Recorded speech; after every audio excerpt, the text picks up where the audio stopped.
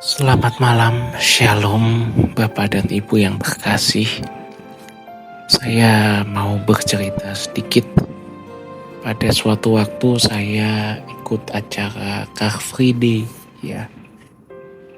Dan di Car Free Day itu pastilah banyak orang yang datang begitu. Pada saat itu banyak juga yang berjualan makanan, minuman, dan juga hal-hal lain yang dijual. Lalu ada seorang pejabat datang dan berkata, "Ayo, siapa yang belum sarapan? Silahkan makan. Gratis, sudah saya bayar." Jadi di situ ada ketoprak, lontong sayur, mie ayam, bakso, dan lain sebagainya. Sudah dibayar. Bahkan sudah disiapkan juga tempat dari styrofoam begitu ya untuk makanan. Siapa saja yang mau silahkan mengantri, langsung ambil, tidak usah membayar karena tadi pedagangnya sudah diborong semua oleh pejabat tadi. Saya pada waktu itu ada di barisan awal, baru diumumkan bahwa gratis.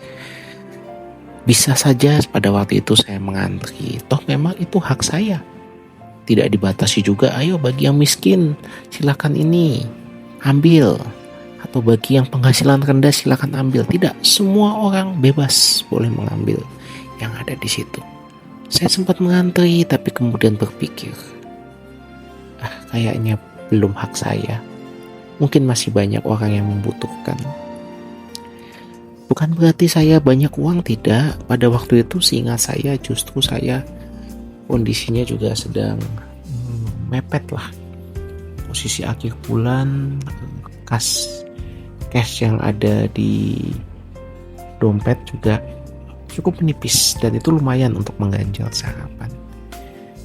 Tetapi saya memilih untuk tidak, dan sudah ada orang lain yang lebih berhak, walaupun itu jatah saya. Jadi saya meninggalkan hal itu. Sama juga pada suatu waktu dalam hidup saya, ketika penghasilan belum sebanyak sekarang, ketika saya naik kereta api ya keluar kota itu, kalau Bapak Ibu tahu ada kereta api ekonomi yang disubsidi, ada kereta api ekonomi yang tidak disubsidi, ada bisnis eksekutif dan lain sebagainya.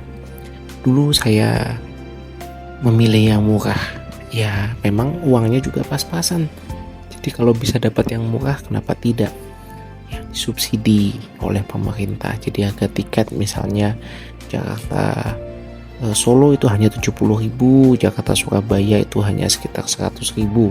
Pada waktu itu cukup murah, karena eksekutif saja sudah 400.000, 500.000-an, bahkan sampai 600.000.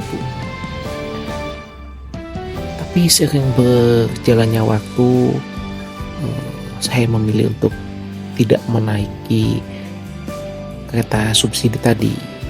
Ya, bukan karena uang saya sudah melimpah, bukan, tapi karena saya merasa rasanya Tuhan sudah lebih memberkati saya dan mungkin ada orang lain yang lebih berhak. Walaupun sebetulnya setiap warga negara berhak membeli tiket kereta ekonomi subsidi ya, kalau selama masih ada tiketnya. Tapi sebisa mungkin saya memilih yang kelas yang lebih tinggi. Itu prinsip yang sederhana tentang rela kehilangan hak. Kita berhak akan sesuatu, tetapi kita rela tidak menggunakan hak itu. Atau bahasa lainnya, rela untuk kehilangan hak yang seharusnya bisa kita peroleh atau bisa kita dapatkan. Bapak Ibu, tidak mudah untuk bisa rela kehilangan hak ini.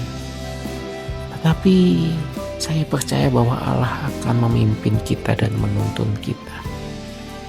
Mungkin tidak seperti contoh yang saya sampaikan, tapi dalam hal lain, ketika kita merasa berhak untuk dihormati, tapi kita memilih untuk ya sudah, orang lain tidak menghormati, tidak apa-apa. Kita merasa berhak untuk mendapatkan misalnya persembahan kasih karena kita sudah melayani dengan susah payah di persekutuan atau gereja. Tetapi ketika kita berkata sudah, tidak usah, dana persembahan kasihnya silahkan pakai untuk gereja yang lebih membutuhkan atau ke orang yang lebih membutuhkan. Itu contoh rela kehilangan hak. Tidak mudah dan tidak nyaman, karena manusia biasanya justru memperjuangkan haknya. Tetapi Tuhan Yesus telah memberikan teladan bagi kita ketika ia mengosongkan dirinya dan tidak menganggap kesetaraan dengan Allah Bapa sebagai sesuatu yang harus dipertahankan. Teladanilah Tuhan Yesus dan kita akan jadi pengikutnya yang setia.